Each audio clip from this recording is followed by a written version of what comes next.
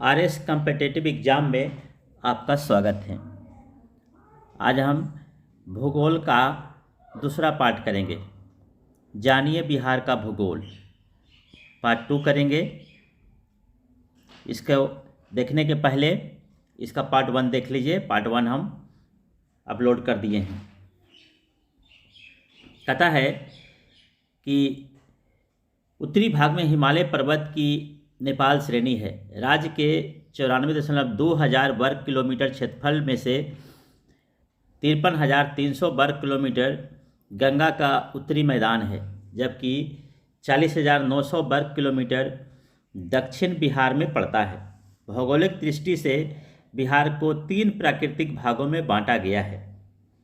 उत्तर का पर्वतीय एवं तराई भाग, मध्य का विशाल मैदान तथा दक्षिण का पहाड़ी किनारा। उत्तर का पर्वतीय प्रदेश सोमेश्वर श्रेणी का हिस्सा है। बहुत इंपॉर्टेंट है, ये पूछता है बार बार। इस श्रेणी की औसत ऊंचाई 455 मीटर है, परंतु इसका सर्वोच्च शिखर 874 मीटर ऊंचा है। सोमेश्वर श्रेणी के दक्षिण में तराई क्षेत्र है। यह दलदली क्षेत्र है। यहाँ साल वृक्ष के घने जंगल है। इन जंगलों में प्रदेश का इकलौता बाघ अभयारण्य वाल्मीकि नगर में स्थित है। वाल्मीकि नगर अभयारण्य कहाँ है, हमेशा पूछता है, बहुत इंपॉर्टेंट। मध्यवर्ती विशाल मैदान बिहार के 95% भाग को समेटे हुए है। नदियों की जल प्रवाह प्रणाली, बाढ़, वर्षा और मिट्टी के प्रकार में आने वाली क्षेत्रीय विशेषताओं के कारण बिहार के मैदान को 3 क्षेत्रों में बांटा जा सकता है। पहला, तराई क्षेत्र। यह सोमेश्वर श्रेणी के तराई में लगभग 10 किलोमीटर चौड़ा कंकड़ बालू का निक्षेप है। इसके दक्षिण में तराई उपक्षेत्र है जो प्रायः दलदली है। दूसरा है भांगड़ क्षेत्र। यह पुराना जलोढ़ क्षेत्र है। सामान्यतः यह आसपास के क्षेत्रों से 7 से 8 मीटर ऊंचा है। भांगड़ पुरानी जलोढ़, एकदम याद रखेंगे इसको। खादर क्षेत्र। इसका विस्तार गंडक से कोसी नदी क्षेत्र तक सारे उत्तरी बिहार में है। प्रत्येक वर्ष आने वाली बाढ़ के कारण यह क्षेत्र बहुत उपजाऊ बन गया है, परंतु इसी बाढ़ के कारण यह क्षेत्र तबाही के कगार पर खड़ा है। बांगर, पुराना जलोढ़, खादर,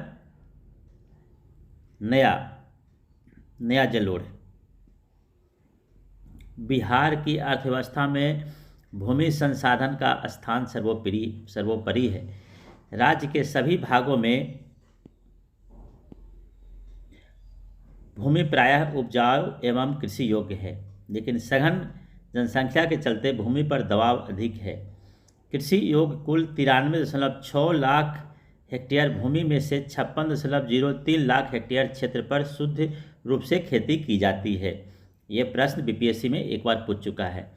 राज्य में 6,764.14 वर्ग किलोमीटर वन क्षेत्र है, जो कुल भूमि का मात्र 7.1% है। बहुत इंपॉर्टेंट, बिहार के प्रश्न में ये हमेशा पूछता है। मृदा के प्रकार, वर्षा तथा तापमान का वितरण तथा स्थलाकृतियों के हिसाब से बिहार के मैदान को इस प्रकार बांटा गया है। उत्तरी जलोढ़ मैदान, उत्तर पूर्वी जलोढ़ मैदान, दक्षिण पूर्व जलोढ़ मैदान तथा दक्षिण पश्चिमी जलोढ़ मैदान। मैदानी भाग एवं कृषि।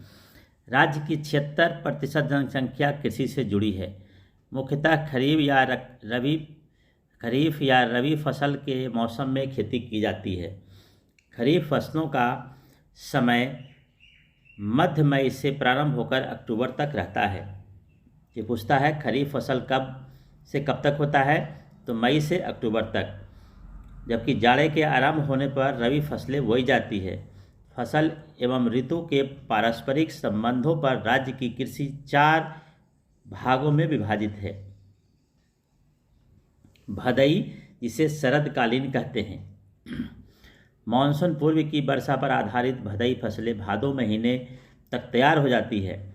मक्का, ज्वार, जूट, तथा धान की कुछ विशेष किस्में भदई कहलाती है।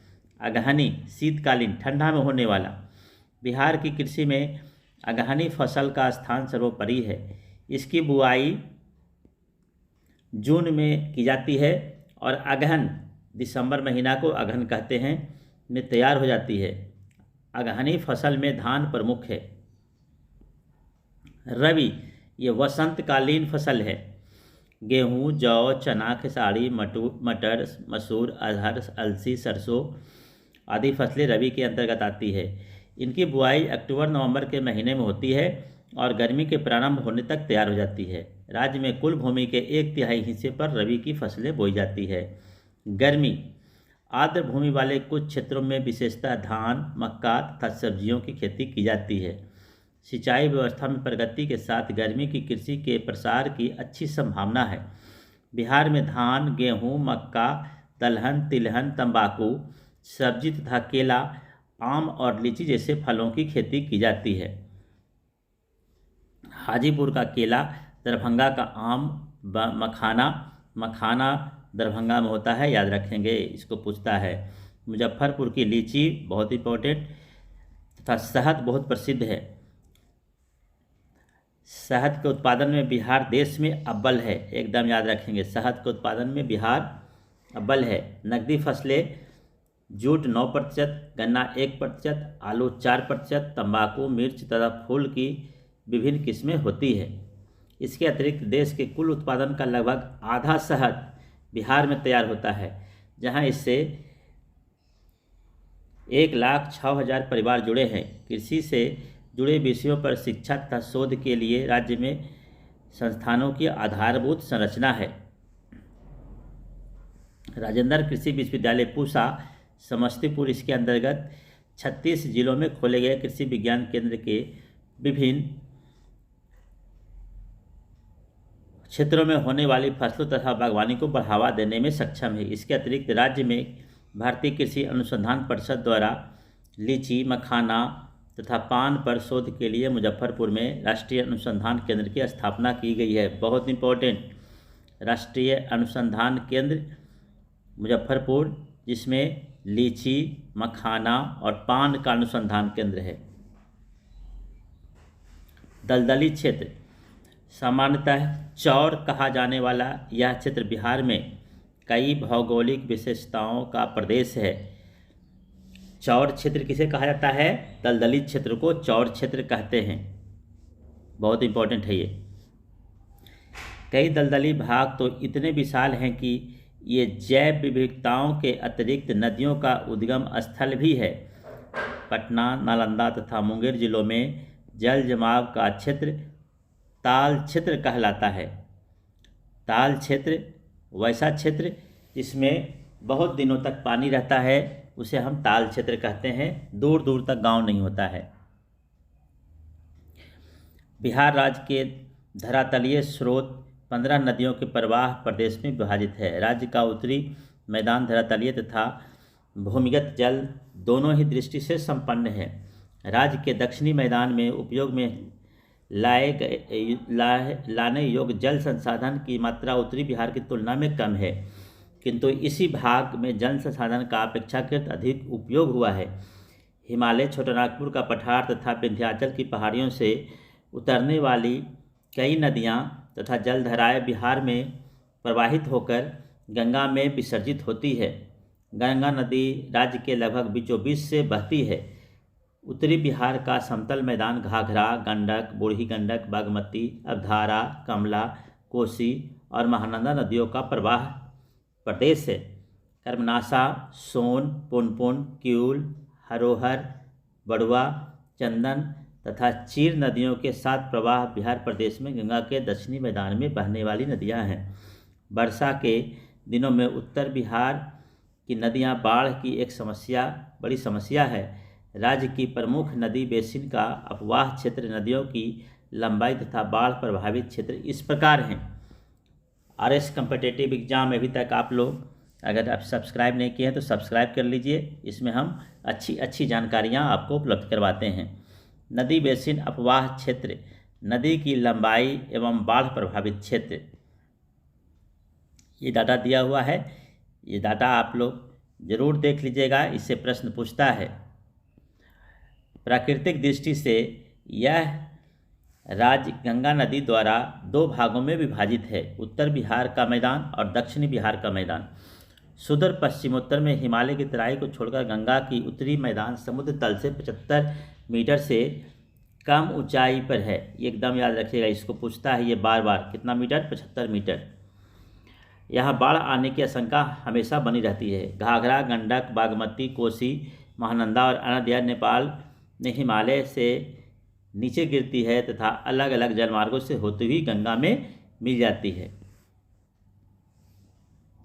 झीलें और गर्त लुप्त हो चुकी इन धाराओं के प्रमाण है कि विनाशकारी बाढ़ लाने के लिए लंबे समय तक बिहार का शोक माने जाने वाली कोसी, बिहार का शोक किसे कहते हैं? कोसी नदी को कहते हैं। बहुत पूछता है ये, बहुत कॉमन प्रश्न। अब त्रिम पोतारोहणों में सीमित हो गई है। उत्तरी मैदान की मिट्टी ज़्यादातर नई कछारी मिट्टी है, जिसमें बूढ़ी गंडक नदी के पश्चिम में खड़िया युक्त व हल्की कण वाली और पूर्व में खड़िया युक्त व भारी कण वाली मिट्टी है। हिमालय के भूकंपीय क्षेत्र में स्थित होने के कारण यह क्षेत्र एक अन्य प्राकृतिक आपदा से प्रभावित है। सन 1934 और 1988 में भीषण भूकंप में भारी तबाही मची और जान माल की भारी क्षति हुई थी। 1988 में भूकंप आया था, 1934 में भूकंप आया था। दक्षिण बिहार में सोन घाटी के पार स्थित कैमूर पठार में क्षैतिज बालुकाष्म की परत चूना पत्थर की परतों से ढकी है। उत्तर के मुकाबले दक्षिण गंगा मैदान ज़्यादा विविध है और अनेक पहाड़ियों का उत्थान कछारी सतह से होता है।